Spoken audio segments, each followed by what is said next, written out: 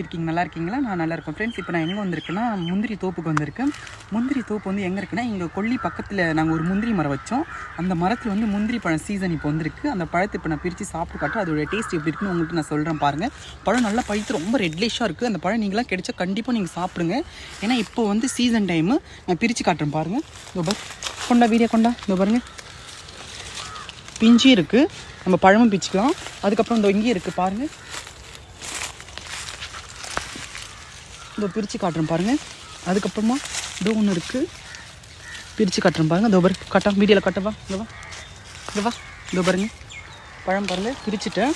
இப்போ நான் இது உங்கள் முன்னாடி சாப்பிட்டு காட்டுறேன் பாருங்கள். முந்திரி தோப்புக்குள்ளே இருக்கேன். பழம் எப்படி இருக்குது பாருங்கள். கொட்டையும் பாருங்களா முந்திக்கிட்டு இருக்குது. முந்திரி கொட்டை தெரியுதுங்களா? முந்திக்கிட்டு இருக்குது. நான் பழத்தை மட்டும் சாப்பிடலாம். இத்தனை பழம் வச்சுருக்கேன் கையில். நான் பழத்தை மட்டும் சாப்பிட்டு காட்டுறேன் எப்படி இருக்குன்னு சொல்கிறேன் பாருங்கள். கொட்டை வந்து நம்மளுக்கு தேவைப்படும், பாயசத்தில் போடலாம். பழத்தை மட்டும் சாப்பிட்டு காட்டுறேன்.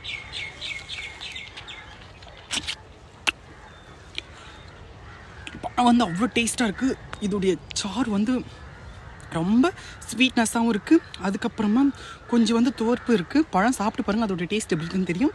இந்த நல்லா இன்னொரு வாட்டி சாப்பிட்டு காட்டுறாங்க.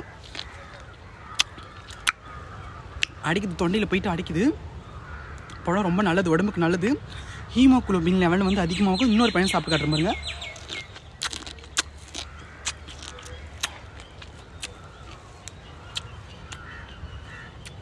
இந்த மாதிரி நேச்சுரலாக செடியிலேருந்து பழத்தை பிரித்து சாப்பிட்டவங்க உங்கள் அனுபவத்தில் வந்து கமெண்ட் பண்ணிட்டு போங்க. இதெல்லாம் லக்கி பழம் தெரியுமா? பாருங்கள் எவ்வளோ அழகாக ரெட் டேஸ்ட்டாக இருக்குது. இன்னொன்று நான் அப்படி முழுசாக சாப்பிட்டு காட்டுறோம் பாருங்கள்.